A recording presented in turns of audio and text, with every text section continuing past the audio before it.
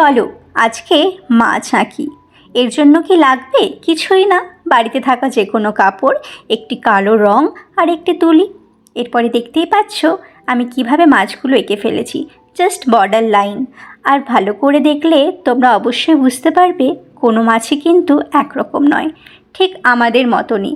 আমরা কিন্তু সকলে এক নয়, প্রত্যেকেই নিজের বৈশিষ্ট্যে কিন্তু অনন্য। শুধু আমাদের একটু কনফিডেন্স দরকার, তাই না? এখানে তোমরা দেখতেই পাচ্ছ সব মাছই কোনোটা ছোট, কোনোটা বড়, কোনোটা লম্বা, কোনোটা খাটো, যে যার মতন করে ভেসে বেড়াচ্ছে।